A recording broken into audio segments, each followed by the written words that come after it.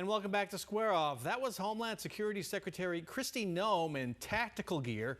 You may have noticed her assault weapon was pointed at a Homeland Security agent.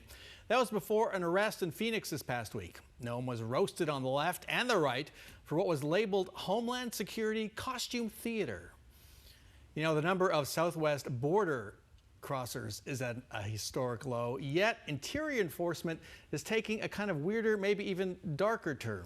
Is this what voters wanted?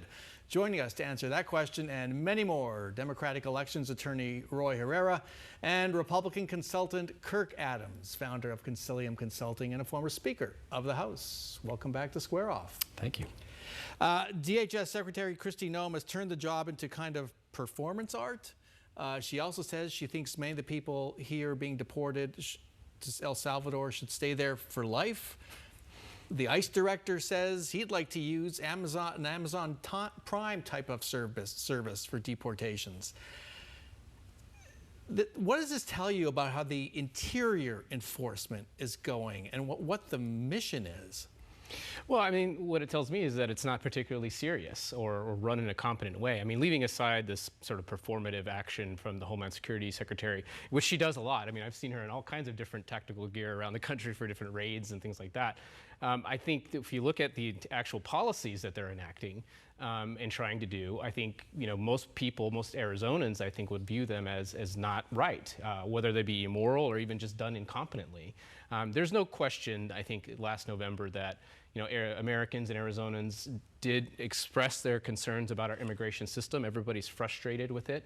I think there's widespread consensus that immigrants who have committed crimes, particularly violent crimes, should be deported. But when it comes to interior enforcement on people that have really done nothing wrong, I don't think that's what people signed up for. And I'm thinking about people like the individual who was here on a visa legally and was accidentally deported to a prison in El Salvador. I'm thinking about a man who was here and had done nothing wrong and was deported because he had tattoos, you know, honoring his mother and father in his arms. I'm thinking about, you know, children in schools that are worried about ICE coming in. These are not the things I think that Arizonans want. And ultimately, that's why we're seeing the approval rating, I think, go down for this administration, even on this immigration issue. And again, there is a kind of zeal when it comes to interior enforcement that does make you wonder, where are the guardrails? Look, I think that when you look at the Homeland Secretary's visit here, being Secretary of Homeland Security is a pretty big job. It's very serious. It's very important. Stopping, you know, nation-state terrorists and transnational criminal cartels. Showing up in a cosplay for clicks is not very serious. And so I think there's probably folks inside the administration that would like to rein that part of this in.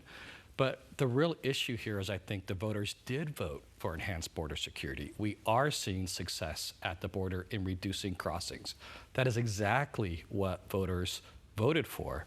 The real question on interior enforcement is, did we believe what Donald Trump said he would do when he ran for president? He said he would deport all of them. And they haven't done that. They have a long ways to go to get to that point. And I think this is going to be a real test of not only the support of the American people, but the political will of the president. As more of these mistakes and stories get out there, it's going to be a test of his political will and that of his team. Because a lot of these stories are not good. American citizens or people who are here legally should not be swept up and deported. And I think the administration would do well to own those mistakes quicker, talk about them, be transparent about them, and they would continue to have the support of the American public for this effort to reduce illegal immigration. But time will tell how that plays out. But the enhanced border security is extremely popular, and it is proving to be very effective right now. All right, let's move on to President Trump's trade war. You both heard what Dennis Hoffman had to say. Kirk, former Speaker of the House, you get the revenue picture, those kinds of things. What were your thoughts on what he said? Look, state revenues are a lagging indicator, meaning that the legislators that are there right now, the folks in the governor's office today right now, they're not going to see the deficits until 12 to 18 months from now. And I lived through the first Great Recession. I was the speaker having to balance a budget that was equal to 35% of everything that we spent, over $3 billion. I think what these policymakers need to be thinking about right now is how are they going to prepare and plan so they don't have to be cutting education by massive amounts, or they don't have to be reducing health care for millions of Arizonans. There are things they can be doing today and in this budget to prepare for that eventuality. Take the lessons from the past and apply them to the present. Roy, your thoughts? Well, what I heard earlier from the professor is he referred to it as self-inflicted. I think that, to me, is the biggest takeaway. Yeah. This is a self-inflicted wound. I sort of ask around, like, what is the purpose for these tariffs? What are we trying to accomplish? What is this administration trying to accomplish with the tariffs? And in exchange for these tariff threats, we have not got any material concessions from any other country when it comes to trade. If this is about strengthening our manufacturing base, I haven't seen any steps towards a real industrial policy by this administration. And what we have gotten is turmoil in the markets, fears of economic recession. The professor referenced a Michigan study that came out this week that showed that consumer sentiment is at its lowest since 1952.